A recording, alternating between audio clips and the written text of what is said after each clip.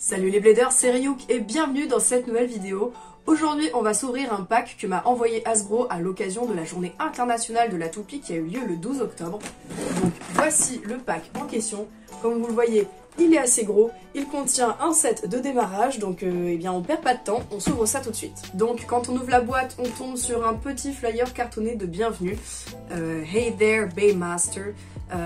Du coup ça nous dit que il s'agit bien d'un produit Beyblade Burst Quad Drive, évidemment le logo est présent en gros sur la boîte, et donc qui contient le Interstellar Drop Battle Set, qui est le set de combat de cette fin d'année. Avec on a aussi un petit carton pour noter des résultats de battle.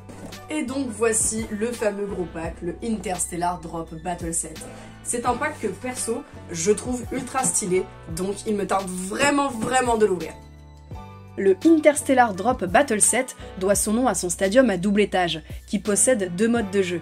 Il est livré avec 2 toupies et 2 lanceurs, soit Devastate Evo Bellfire de type attaque et Prominence Phoenix de type défense. On rappelle qu'il s'agit de toupies Quad Drive et donc qu'elles possèdent 2 possibilités d'assemblage pour la couche d'énergie et 2 choix de pointe grâce au nouveau système de pointe bouclier. En plus de celles déjà montées sur les toupies, le set en propose 2 de plus et c'est plutôt intéressant pour la customisation. Allez, on s'ouvre tout ça. Je vais commencer par le stadium, qui est clairement ce qui a le plus captivé mon regard. Je le trouve très beau. Les différents étages jouent avec les couleurs et les degrés de transparence. C'est probablement mon stadium préféré sur le plan esthétique. Maintenant, sur le plan technique, pour l'assembler, il faudra s'armer de patience. Pour fixer les 3 couches, on a naturellement plus de clips que pour d'autres stadiums.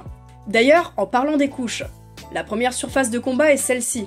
Elle est ovale, sans Tornado Ridge, avec un épais rebord.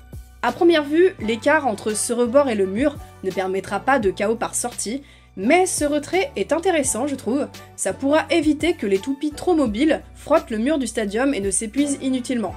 La surface de combat de la couche inférieure, quant à elle, est ronde, toujours sans Tornado Ridge, mais avec un épais rebord. Concernant les sorties, je comprends pas trop. On a un zigouigoui en forme de haricot sur ce côté, clairement trop petit pour servir de sortie au gabarit des Quad Drive. Par contre, l'autre est bien marquée, puisqu'elle est littéralement ouverte. Ça, c'est une sortie nette et précise. Ce stadium pourra être joué de 2 façons grâce à ce truc. On peut soit ne pas le mettre et garder l'arène en mode 2 étages, soit s'en servir pour boucher la couche supérieure et l'utiliser comme une arène classique. J'émets cependant une petite réserve quant à cette configuration. J'ai déjà eu l'occasion de tester des arènes avec des centres amovibles comme ça, et très souvent on sent un petit décrochage qui a tendance à perturber la rotation de la toupie. J'espère que ça se sentira moins. Bon, ce stadium a pas mal de potentiel, et dans la réalisation je le trouve déjà beaucoup plus fonctionnel que le précédent dans le genre. Allez, me dites pas que vous l'avez oublié, le stadium double surface. Pour le coup, il était joli, mais les surfaces de combat à l'intérieur étaient beaucoup trop étroites, et les rampes de lancement bien trop grandes, ce qui fait qu'au final l'espace à l'intérieur était trop mal géré. Maintenant, les toupies. La première est Devastate Evo Bellfire, un nom bien compliqué pour dire que c'est simplement l'évolution de Destruction Bellfire. Le design de la couche d'énergie est assez fidèle à l'animé, le contour est bien plus épais et cranté que Destruction, donc j'espère voir de belles accroches sur les adversaires. Pour le disque, on a Sikex, le disque originaire de Magma et Fritor. Pour le coup, j'ai l'impression que ce disque a un peu été choisi au hasard, puisque la version originale de cette Bellfire possède une pointe et un disque qui fonctionnent ensemble et comptent donc pour une seule pièce.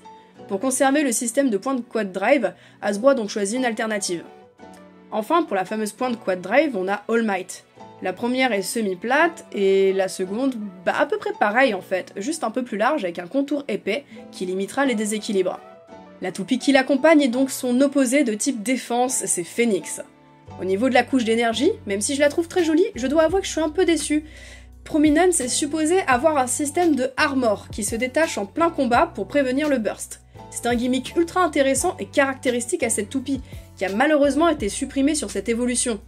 Même si Hasbro depuis Turbo ont changé pas mal des fonctionnalités originales des toupies, ils ont toujours gardé les armors amovibles des Phoenix. Et juste pour un souci de continuité, je trouve ça dommage de ne pas l'avoir gardé ici. Néanmoins, la pièce garde sa forme assez mastoc et lisse, qui devrait avoir de bonnes propriétés défensives.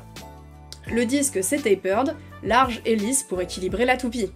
Et pour les pointes, on a Zone, pointu avec un fin contour plat qui devrait permettre une alternance statique-mobile, et Universe, la pointe d'origine de Phoenix.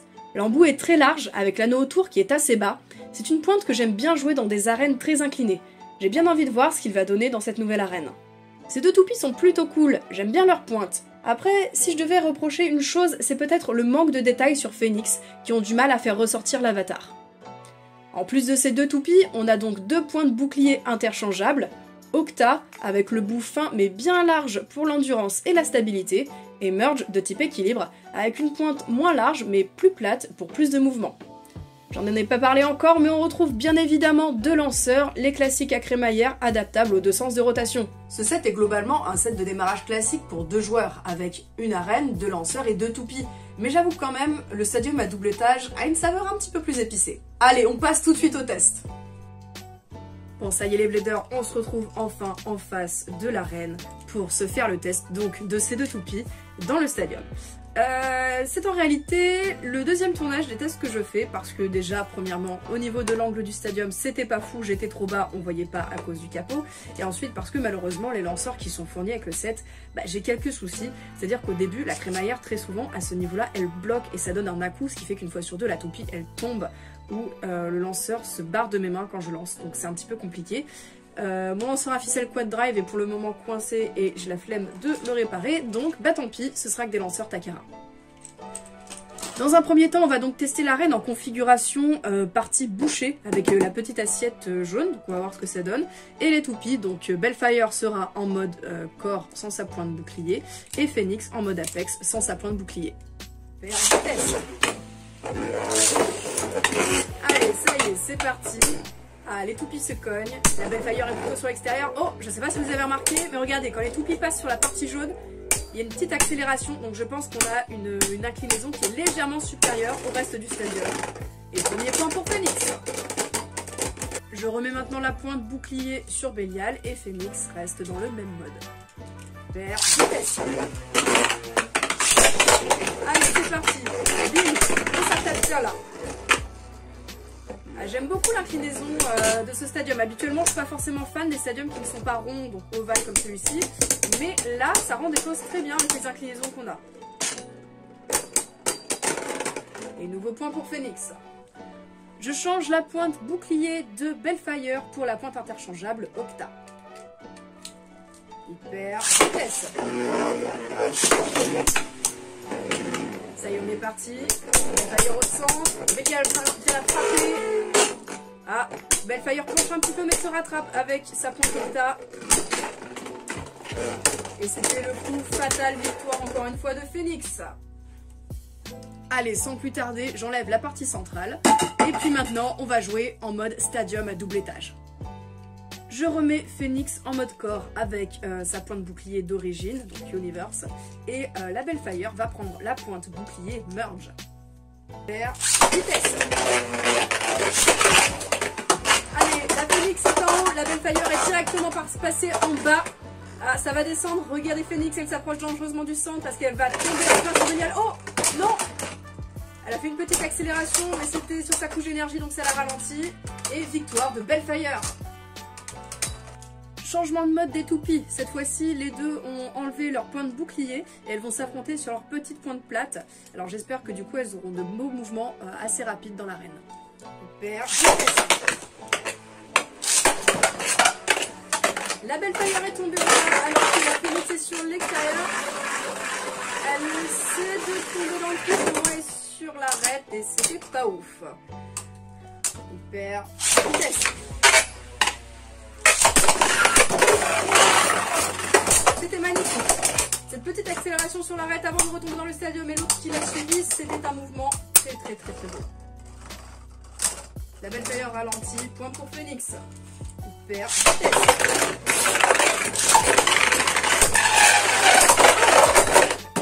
Oh, cette accélération de malade. Point pour Bellfire. Hyper vitesse. La Phoenix est partie sur le côté. La Bellfire. La Phoenix est redescendue avant la... Oh là là là. Oh, ça c'était magnifique. La Bellfire éjectée après avoir gambadé autour du stadium. C'était beau. Hyper vitesse. Allez, Ah non, franchement c'est beau. Et on va rester là-dessus, je pense. Bon, autant si d'habitude les conclusions de mes vidéos c'est un petit peu du blabla, là je vous conseille de rester parce qu'il y a vraiment des choses à prendre dans ce que je vais dire. Quand j'ai commencé les tests dans ce stadium, je me suis dit que ça allait être assez galère parce que toute seule, je ne pouvais pas faire de lancer simultané. Il y avait automatiquement une toupie qui tombait au centre de l'arène en dessous et l'autre qui allait faire la même chose mais en décalé. Et du coup les toupies n'allaient pas avoir de mouvement très dynamique sur la partie supérieure. Et bien ça, c'est si on fait un lancer classique, c'est-à-dire un lancer où on garde la main statique et si on vient juste tirer. L'idée avec ce Stadium Quad Drive, ça va être de faire des mouvements dans le lancer et là en l'occurrence ce qu'on appelait à l'époque de Metal Fight par exemple un sliding shoot. C'est-à-dire que vous allez mettre votre toupie sur le lanceur et au moment de tirer, vous allez avancer le lanceur pour qu'il suive la courbe du stadium. Et là, avec les différents points de quad drive qu'on a qui permettent justement de faire varier le mouvement de la toupie en fonction de l'inclinaison qu'elle prendra, on peut vraiment faire en sorte que la toupie passe différemment dans les courbes du stadium et même fasse un effet de tornado ridge sur le rebord là.